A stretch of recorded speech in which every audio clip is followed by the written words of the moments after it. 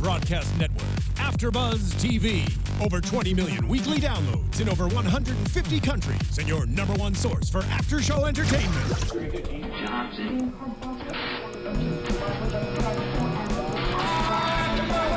AFTERBUZZ TV, the destination for TV superfans. Producing aftershows for over 300 of your favorite TV shows, interviewing celebrities and showrunners, and bringing you behind-the-scenes exclusives. All thanks to E! Entertainment's Maria Menounos, producer Kevin Undergaro, and internet leader Akamai. Now, let the buzz begin! Shake, Sinora, shake your body line. Shake, shake, shake, Sinora, shake it all the time. What is up, fellow Face-Off fan family? Oh yeah. We're shaking it. We're working it. We're here for season 10, episode 6 of Face-Off, Death's Doorstep.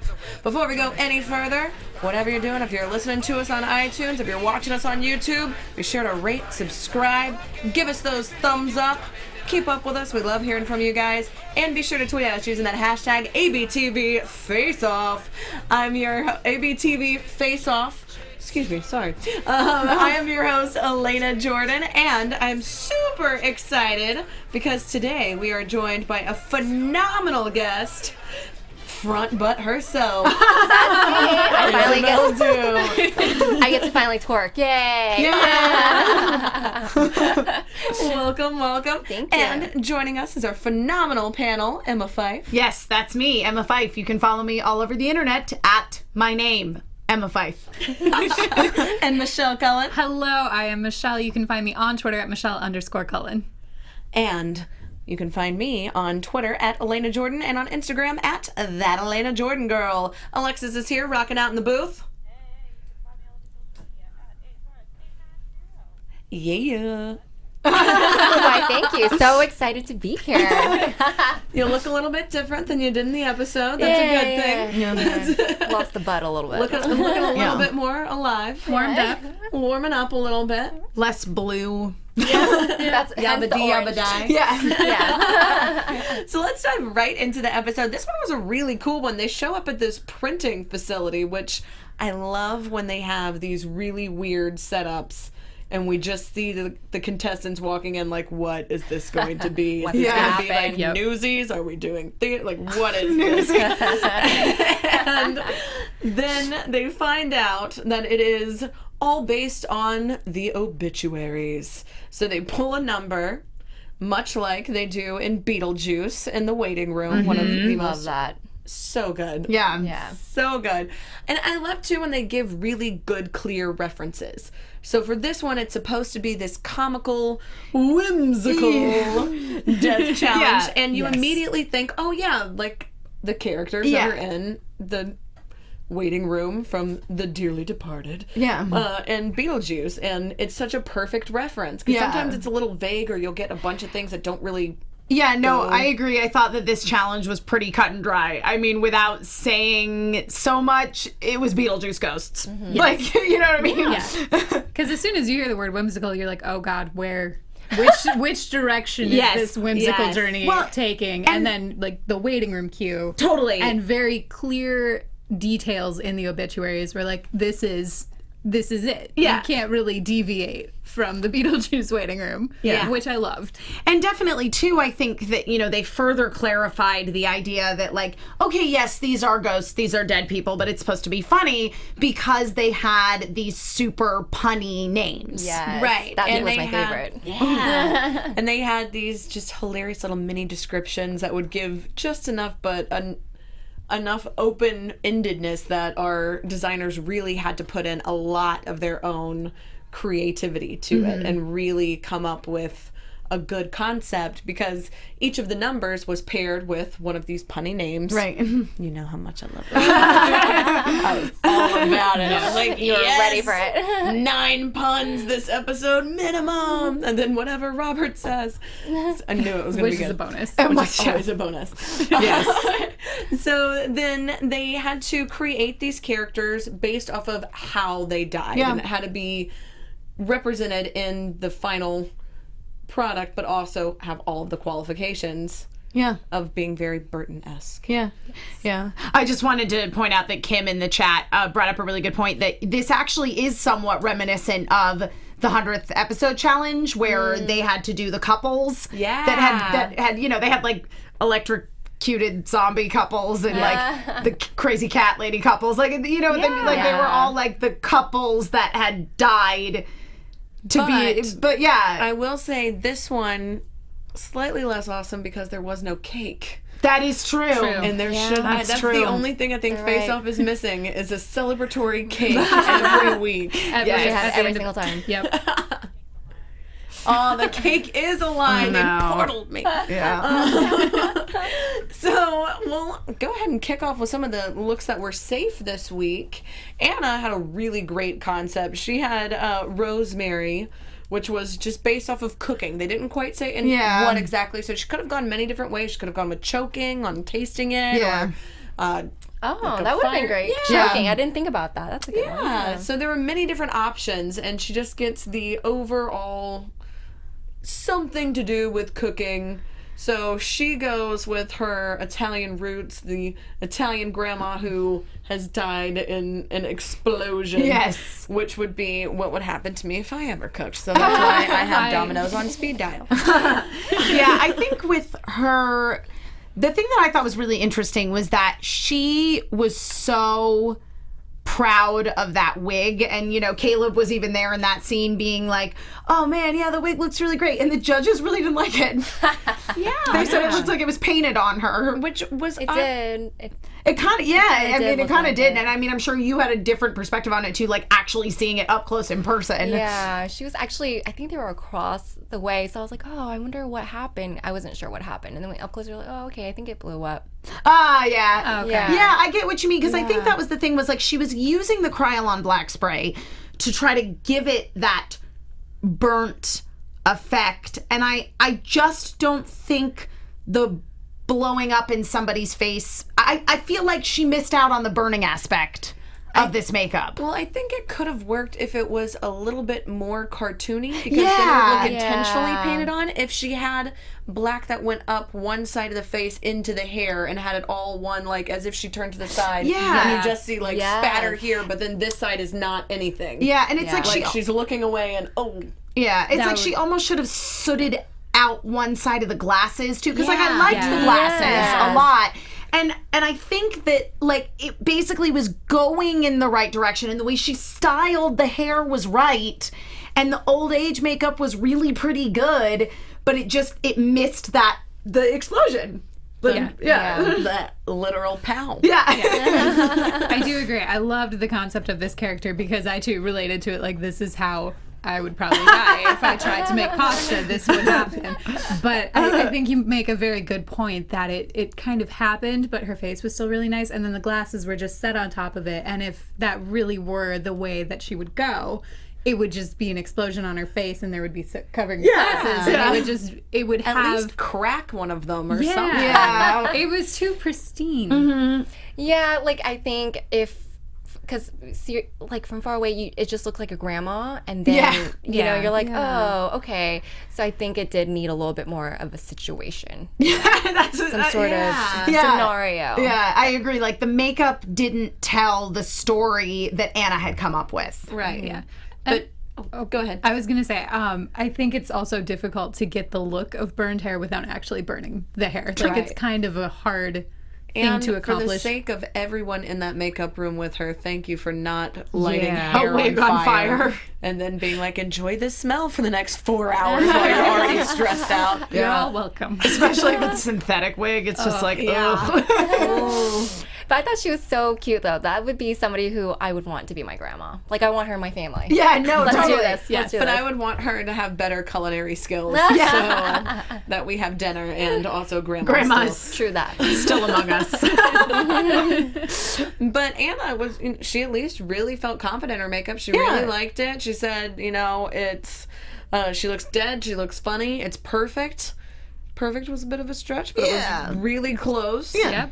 And overall, a really good, solid makeup. I think that extra little oomph could have made it top looks. I agree. But I will say she had a very, very solid idea and great execution and really good application. Yeah. So, made sense that one was safe. Yeah. I agree. Yeah. I agree with the judges. Yeah, I agree that it should have been safe. It's a rarity, but occasionally I'll agree. Now, we also had Melissa with her Suzanne stitches. Yeah. It was interesting. This was a scenario where I think we really saw somebody utilizing Michael Westmore's help to the best of his. This was a situation where Melissa had gone in and she didn't really know what she wanted to do. And so when they came to look at what she was working on, she literally went, I need help. Mm-hmm. Yep. Which is great. And I love that they have that element and that we get to see on this episode too, people agreeing or disagreeing with his input. And really, for her, having a starting off point, because as she puts it, how do you die from sewing? That's true. So honest. Yeah, that's a difficult one. Like all of the other ones, they kind of make sense. And you're like, I don't know, you just get angry and try to break the sewing machine and it explodes, you know what I mean? So I liked her concept of having kind of this pin cushion person, which reminded me, oddly enough, of the voodoo girl that's a Tim Burton little poem that he has, that he has a little illustration of, and she has all the pins sticking out, and I thought she didn't even think about that is an actual thing that is pretty Burton-esque, that if he was going to have a character that would die from sewing, she would probably look just like that. So I thought that was for somebody who's saying, I don't know where I'm going at all with this look, to then coming out with that, she rocked it out. I thought it was really cute and quirky. I love that one. Yeah. And I like that she used the armature and made the L shape and all of these really good detailed ideas to stick it through and add the little pin on the end. Yeah. I mean, I feel like she was as creative as she could be, because I would also be really stumped with how do you die from sewing? Yeah. And your first thought is to think sew the mouth up, because that's just a stereotypical thing. But then, it could have gone so many different ways that would have just not worked. Yeah. So her idea of she falls on her pin cushion and somehow the pins that she has in her cushion are monster pins. They just splay somehow. Yeah. I liked it though. I thought it was really solid. I thought it was a good look. I also really, every week, just look forward to what Robert is going to do. And what he's going to say. And what jingle and what prop and what new character. I just want Robert to have his own animated series of all of the characters that he creates, like Hans the Brainworm, and his hanging out with Lance the Crab, and they have a new friend, and he's the rubber duck. Oh my gosh! And I just love that his reaction was, "Well, at least if I go home this week, I made a pretty cool duck." Right? A pretty awesome duck. He was very positive about the situation, and it looked so great. Yeah. And I think one of the judges, I can't remember who, actually said that was Neville. The best part of the makeup. Yeah. I'm like the duck. And you can tell he just comes up with these things. And he's like, I really like this. This was another scenario where I really agreed with the judges on what would have taken this makeup out. Because I thought the paint job on it was pretty good. It really did look like a drowned person, except I was very concerned when he started, thinning out the face and making it more skeletal when he decided not to do the brow piece, because if someone had drowned, their body would be bloated. Yeah. And so that was a little confusing to me. And I believe it was Neville was right that he should have done a gloss and made it look wet. Yeah, because if the concept is he dropped his hair dryer in the bathtub, which is a common theme in movies. Who is drying their hair while taking a bath? No, I just counterintuitive. I need to go on a tiny tangent. When we were in elementary school, they made us watch electrical safety videos, and one of them was about not, blowing your hair dry with literally it was a girl with a hair dryer and her sink is in front of her filled with water. I'm like, I'm about 8 years old watching this video and going, who on earth blow dries their hair with a sink full of water in front of them? And I'm gonna say, as a California resident, that is just poor water Exactly. management. That is irresponsible. Electrocute yourself somewhere else that isn't so wasteful.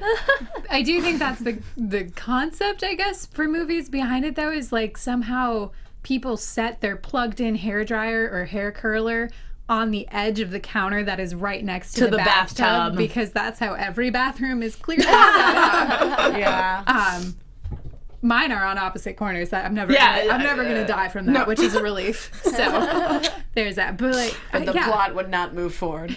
Yeah. They're like, and now I'm clean and gonna finish the rest of my day safely. And they're like, that was the worst movie I've ever seen. But I never actually hear any real life situations like that happen. No, I don't think it happens in real life. So either those warnings are really working, and those videos are like it's getting through to somebody, or it just doesn't happen. Yeah. I feel it's probably most likely the latter. But I love that Robert came up with, he has Tommy Watts, and he refers to him as Mr. Thomas Watts. I'm like, God, I just love when you speak. I just want to have Robert read me bedtime stories.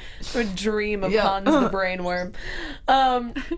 But yeah, I do feel like this one, I mean, I'm glad that he didn't go with the big bug out eyes. Yeah, I agree with that. That I think would have been too much, and I like that he took the time to sleep on it and was like, this isn't going to really work, but I am going to put some bug eyes on this duck instead so that I can still have it, but just in a way that works a little bit better. Yep. But because he did focus so much attention on the duck, I think if he had allocated a little bit more time to the face, it probably would have been a stronger look and would have been, Yeah, because it wasn't bad. It wasn't bad at all. It makes sense that it was safe. Yeah. But even the model I love was like, so what are these? Yep, I loved it's that. gonna be foam. Do you ever have that where you're like, so where are the last looks? What is happening? It's true. You do ask, like, so is there a backstory? Do we have a name? Like, because you kind of want to be on the same page as everybody. Right, of course. Because you want to maximize whatever it is that you're modeling. Were you ever given a truly confusing costume piece or a prop that you're just like, I don't know what I'm supposed to do with this? This one is, I know we're getting ahead of ourselves, but this one was actually, believe it or not, it's actually my second favorite look. Aww. Ever, because one, I love Mel. She's such a sweetheart. Yeah, she's cool. She's so genuinely sweet. And but second, the piece was you guys don't notice it, but like my feet are actually backwards. Right, yeah. They put ice skates, but they cut out. Oh, I didn't know there were ice skates. They were ice. Was they ice skates? No, not ice. They were originally ice skates, I think, and they cut it out in the heel and then glued. They wanted me to. Mel initially wanted me to be on the skis. Ski poles. Yeah. But that meant the skis would have to be backward, and I had to try to walk backwards to look like I'm walking forwards. It was so, and that confused me. Yeah. So in the end, we kind of like, she was very stressed out, poor thing. But we made it all work as best as we could. Yeah. So yeah, that was a little. Now somebody else who was really stressed out this week was Walter. Oh He was super worried he was going to be bottom looks. He was worried he was going to go home on this one. Ended up being a safe look. Yeah. So congrats pulling that out, but that's right. I was trying to even remember Rob's, because that's the thing is like, Walter's, because I feel like this is the thing about Face Off. It's like you really remember the top looks, you really remember the bottom looks, and most of the middle ones you're kind of like, what was that? Unless it was one of those many and frequent scenarios wherein I disagree with the judges, but this week I didn't. So this one too, it made sense that it was safe. There was a lot of, it was one of those typical face-off psych outs where it's like, look at the look that's gonna send Walter home, and then they're just like, Walter, you're safe, go back. Yeah, exactly. No, it's true. Yeah, they did. They focused on him a lot to the point that you thought it was gonna be a huge disaster, and really, like, it was fine. Yeah, it was fine, but it was one too that he disagreed with Michael Westmore, where he was saying, if it's just gonna be a knife piece, that's not enough of an application, that's not enough of a prosthetic, and kind of disagreed with some of the ideas, but ended up incorporating them just in a slightly different way. Yeah. Which I think is the best way that he could have handled that, because he's like, my concept was putting this big bowling ball indention. If Michael Westmore is telling me it's not going to read, I'm going to trust him on that. Which is probably a good idea, because it probably wouldn't have worked. It would have been like, well, what is that? Unless you carry a bowling ball out with you and like Also, who juggles a bowling ball? Like, that is a very big, heavy item. I've seen a wonderful juggler who does such a thing, and he balances it on his head. Ivan Pissell, look him up. He's wonderful.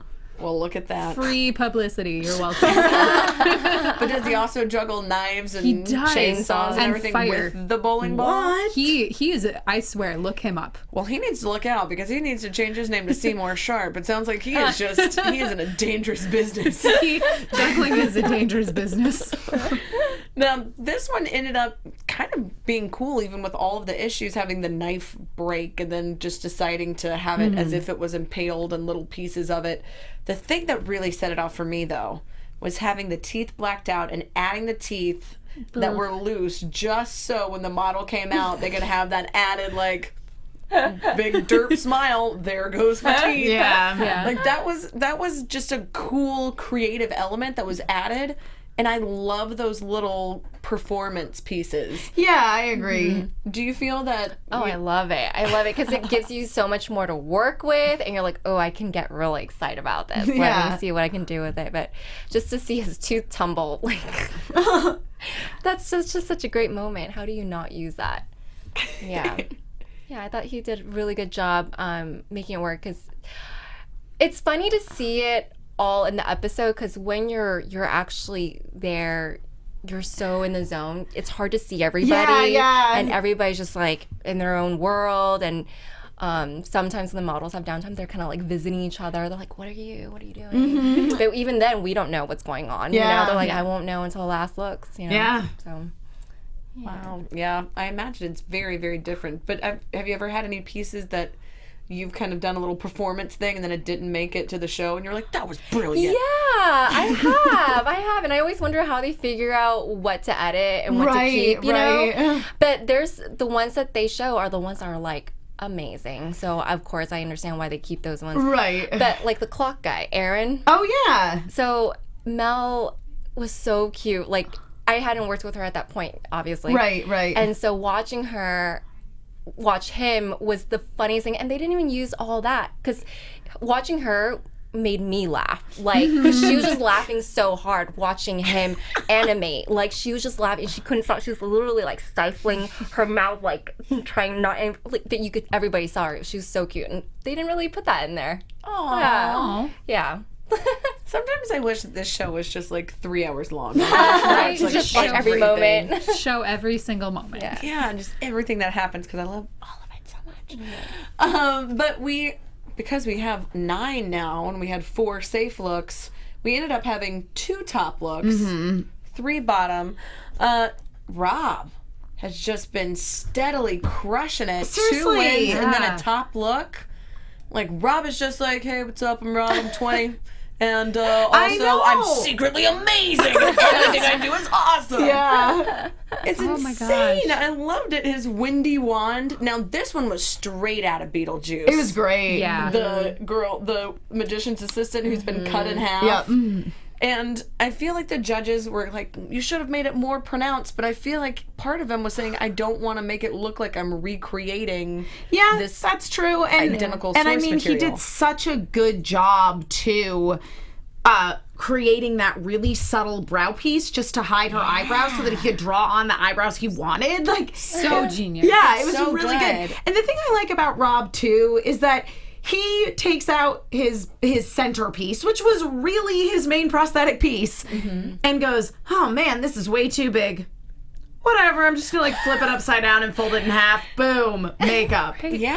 Like, doesn't even, I mean, maybe in the actual makeup room he was freaking out a little more, but like, they made it seem like he just went, I feel like he wasn't, because we've even seen Rob freak out, and his freak out is like, I'm getting a little claustrophobic, I'm going to stand over here. And you're like, what? Just like, so my calm. freak out would be like, everything is going wrong. In the fetal position on the floor, Yeah, not they're like, playing the guitar. we just started. We're weeping. sketching. Like, Everything is They're like, you drew a line on a piece of paper. it's not straight. Wendy Wind was and Elena was the model who portrayed her. She was so amazing in person. I bet. It was really, actually, I love that look. And I could see, watching it on the screen, I could see what the judges meant about it needs to, like, be not so subtle, because it was much more obvious in person. Right, yeah. Because you can see, like, how it almost looked like she was, like, her torso was A little off. Shifted. definitely shifted more to the side. So on there, it just looked, you don't get that as real as it was in person, because that was very impressive. Yeah.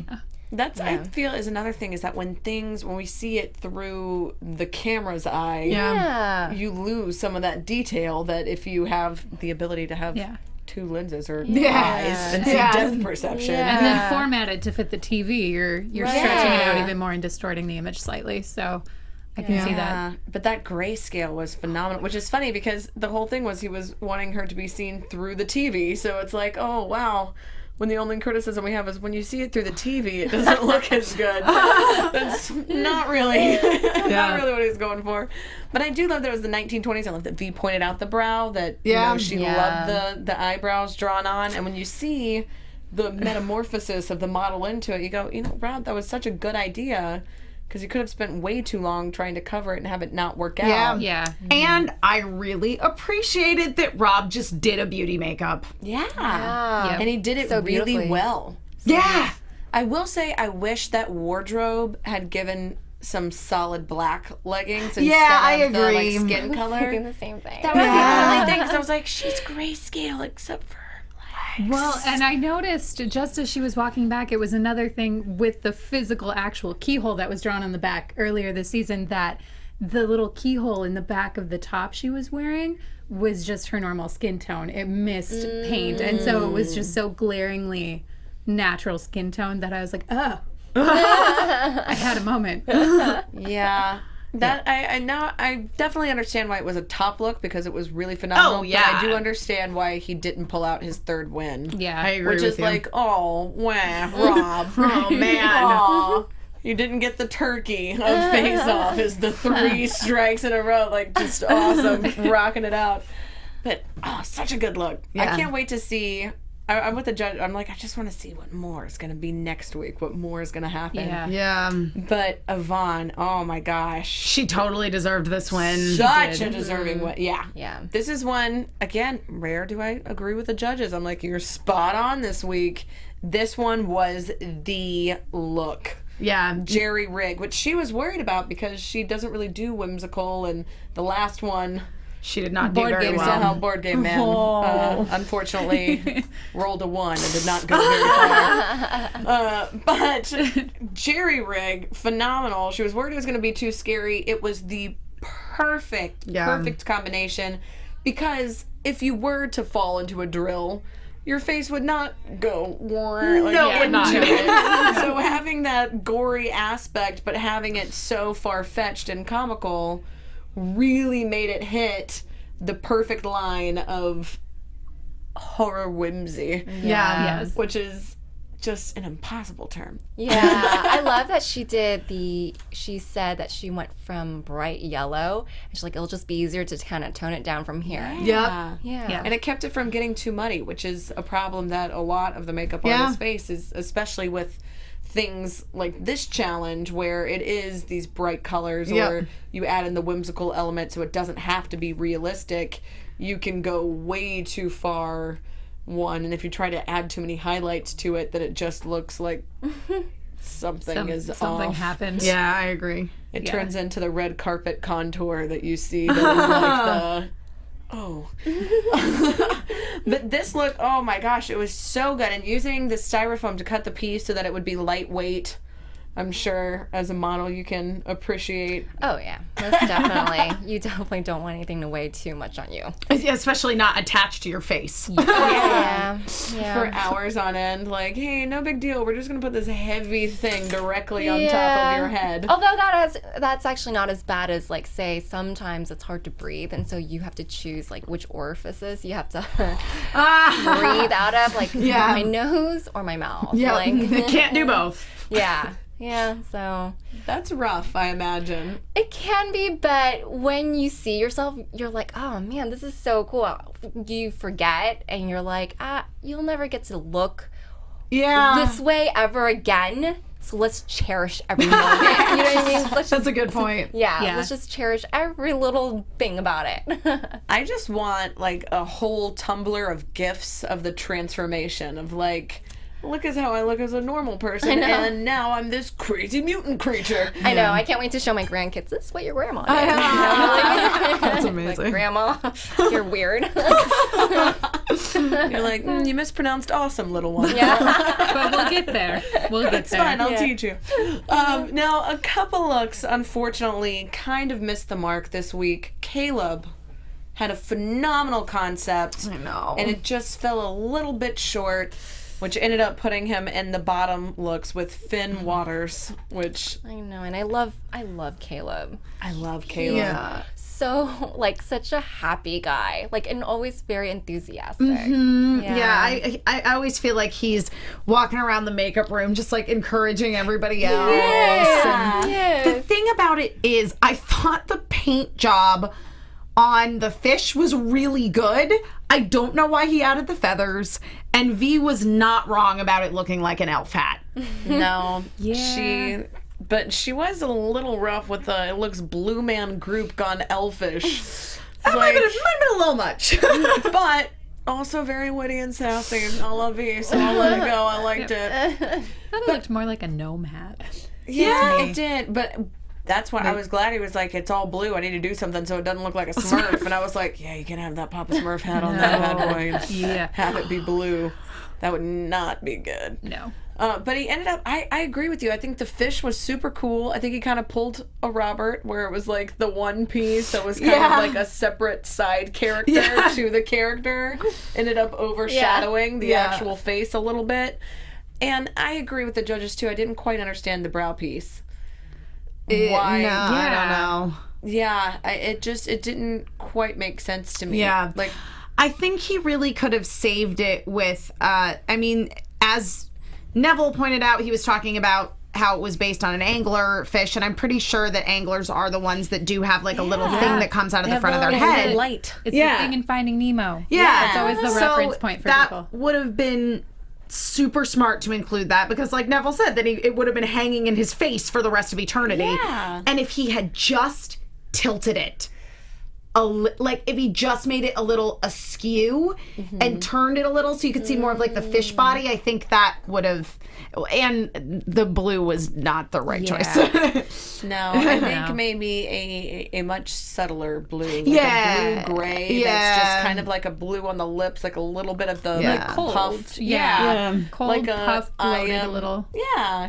Like he is now at the depths of the ocean, the very bottom cold part, and the only light is this annoying little fish that's forever on his head. So maybe get like a little barnacle creep or something. Because then it's funny because it is, you know, as Neville pointed out, it's this annoying thing that's just there that gives you some sort of action too, where you're just like, you can see him getting progressively more annoyed, and a ghost that is annoyed is inherently funny. It is. Yeah. Great. I thought Neville was really cute when he kind of chuckled at himself. I know. At that moment. That was such a cute moment. He's like, haha, that was funny. I did that. You know, like, it was cute. Yeah, it was great. Cute. I love when he gets self-aware like that. Yeah. He's like, oh, yep, that was a good one. But still, overall, I thought that it wasn't the worst look. Yeah, I'm glad he didn't go home. No, I'm definitely. If he had gone home on that one, I would have been really sad, especially since Glenn pointed out that could have been the best look if it just had slight alterations to it. So that was one I understand why it was bottom looks. I feel like if there were only 2 bottom looks, he would have been safe. I if agree there with weren't you. 3. Yeah. You know? Yep. I feel like this one was kind of an easy one to rank a little bit more. Yeah. It's true. Which, let's dive right on in to front butt. Oh, front butt. Mel Sally Slopes. Which I actually really did like this concept of having the whole body being twisted around and having a little bit of the frostbite added.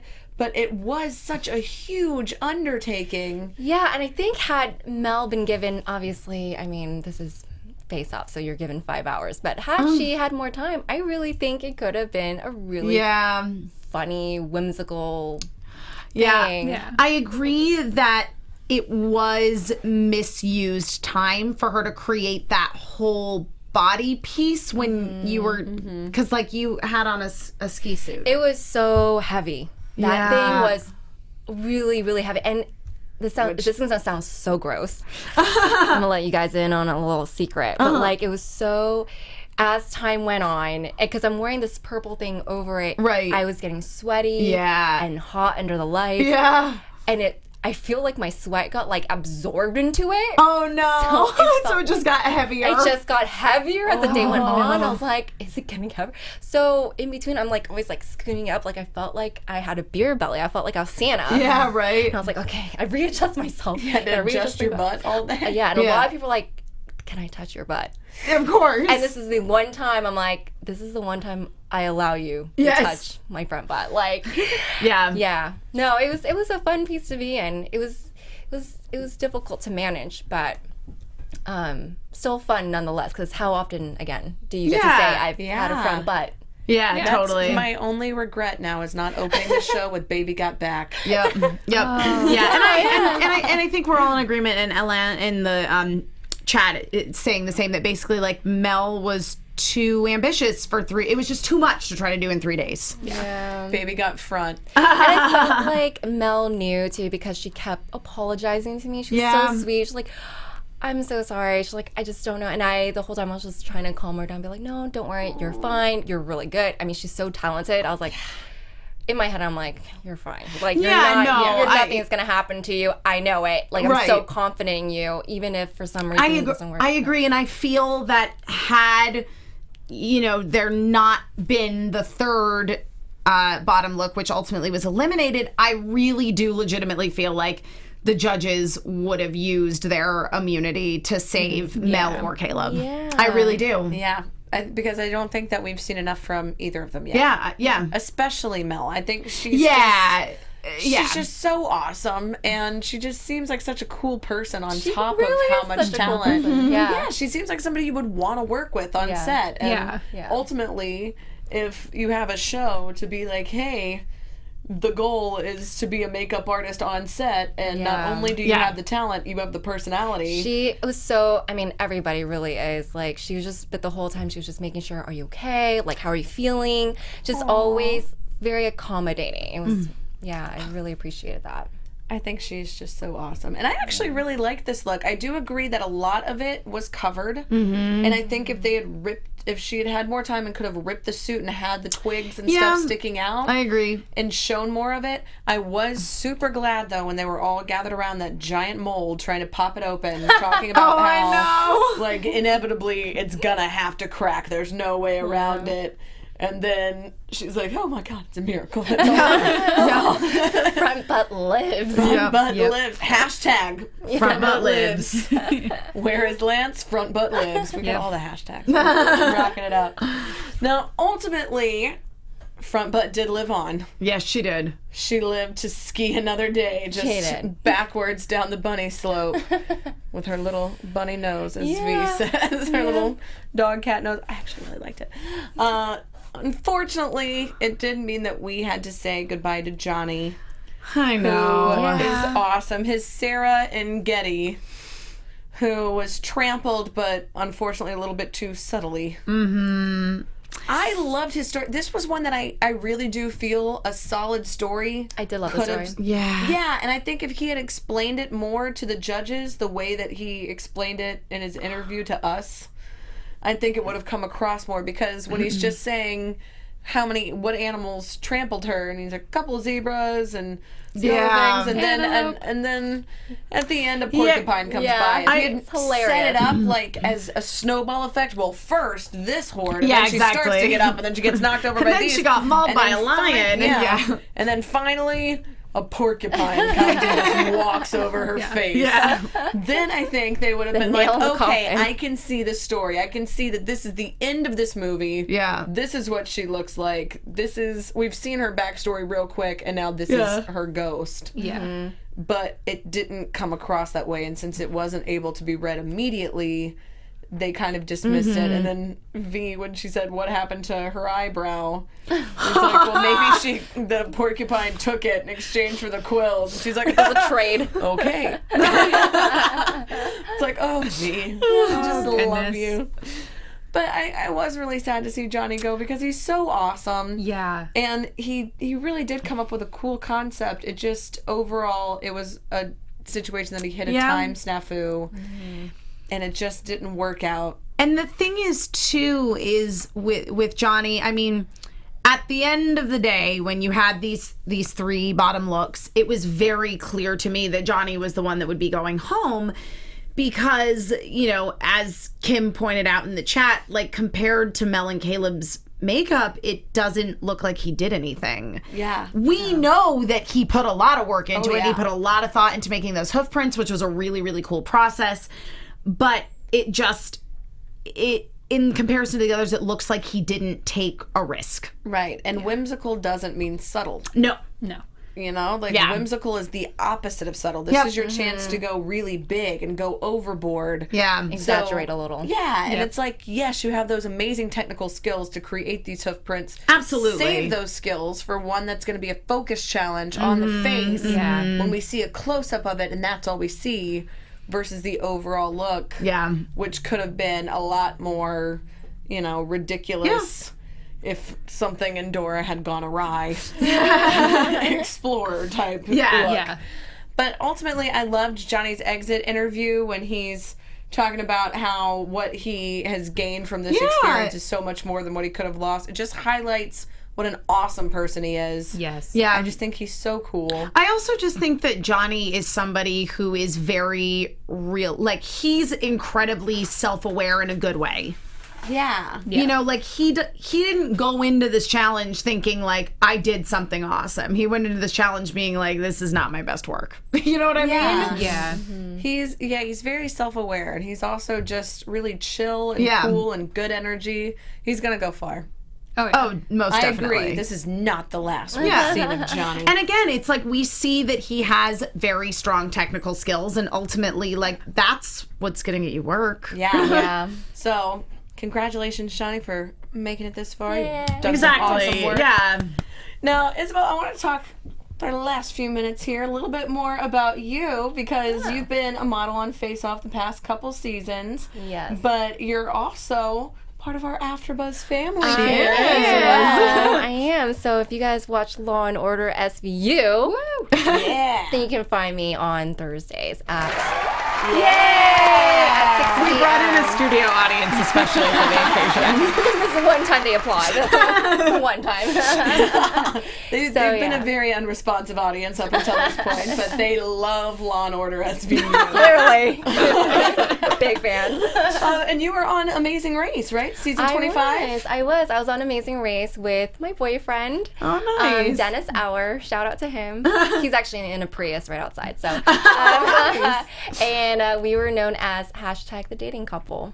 Aww. Nice. I love keeping those hashtags going throughout all the shows. I dig it. I know. Now I have front butt and the dating couple.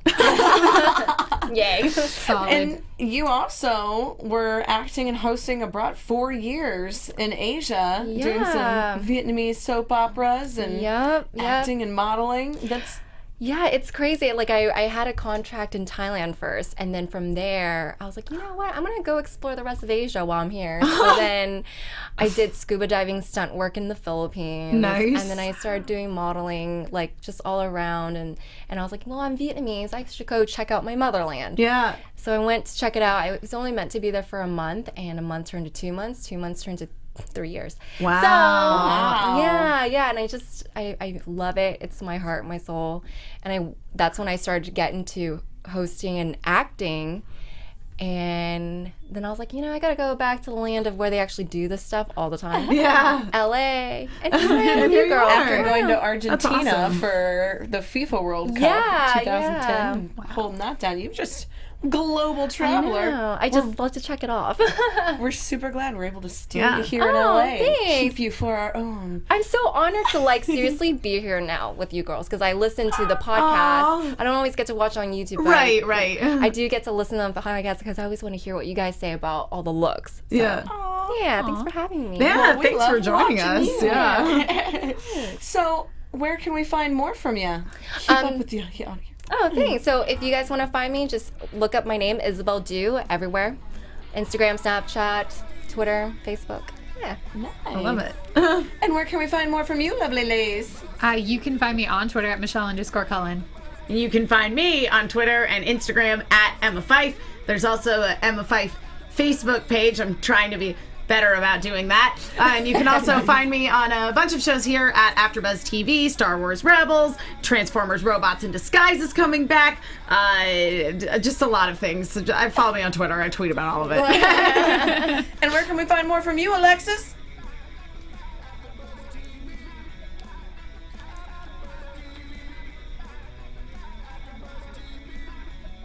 I love it. Awesome.